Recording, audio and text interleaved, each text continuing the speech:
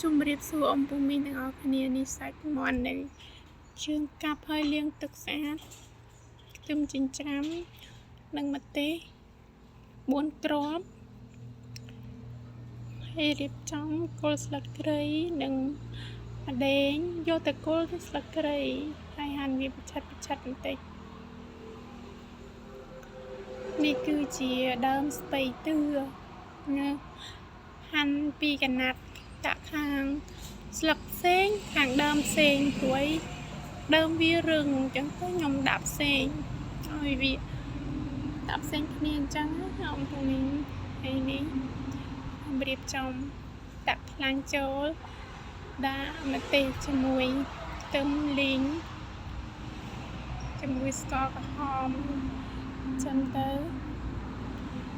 លេងវាឲ្យតន់តែខ្ទឹមនឹងឡើងក្រហមអញ្ចឹងអំពុំមីងហើយនេះឆាក្តៅសាច់មាន់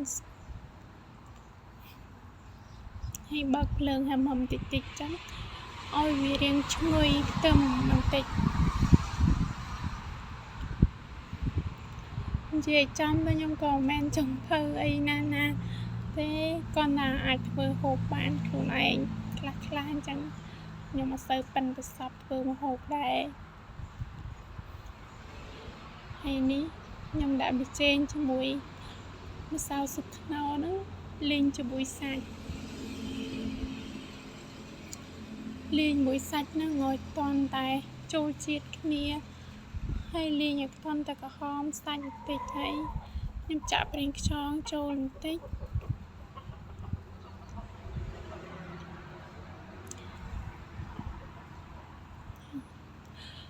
មើលសាច់មាន់នេះមកជាហៀងអំពុំហើយឃើញសាច់មាន់តែបន្តិចមួយសាច់មាន់មកជាហៀងគេតិចទៀតនេះខ្ញុំត្រូវការមកងាស់កាន់យូរដែរបង្ហើឲ្យវាស្ងួតទឹកនឹងអំពុំមីងឲ្យវាឡើងជាខំសាច់មាន់នឹងនេះស្លឹកក្រូចសើចខ្ញុំលាងទឹកហើយអានេះយកមកដាក់ឲ្យវាជួយកាត់ឆ្អាបស្លឹកក្រូចសើចខែនេះខ្សត់ណាស់អំពុំមីងតាទៅផ្សារឯណោះអត់មានស្លឹកក្រូចសើចនេះក៏សុំតាប្អូននៅគិនខាងនឹងមានដើមទូចចឹងហើយណាមួយច្រាំងរីងចេះអត់សូវមានទឹកចាក់អីទេដុសស្លឹកតិចចឹងទៅហើយគល់ស្លឹកគ្រៃម្ដេងចាក់ចូលលីងទៅព្រោះអីវាទឹកនឹងវាស្ងួតហើយលីងវាcònយូរដែរក្លិនឈ្ងុយផ្ដើបអីកំពុងធ្វើនេះកោពោះបាយក្រួយហ្មង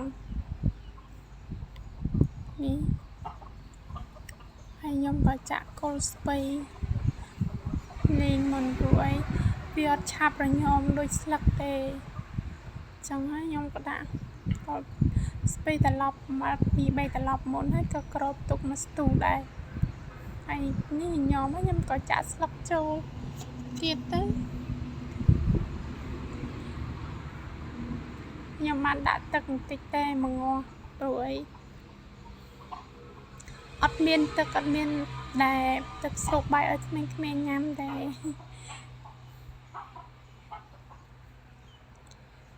និយាយរួមរៀងហឹលបន្តិចតែមកទេដល់តែ4គ្រាប់នេះខ្ញុំមកងាស់រីងស្ងួតទឹកមកបន្តិចទៀតច្បល់កើតនេះបន្លែយើងរញោមហីនៅសល់ទឹកតិចស្រូបបាយឲ្យក្មេងមួយនោះប៉កែញ៉ាំសាច់ណាមួយទៀតណាអត់សូវញ៉ាំទេហើយជាចុងក្រោយនោះគឺឆ្អិនហើយអំពុំមីងថ្ងៃនេះមានតែប៉ុណ្្នឹងទេអរគុណជម្រាបលាបាយបាយ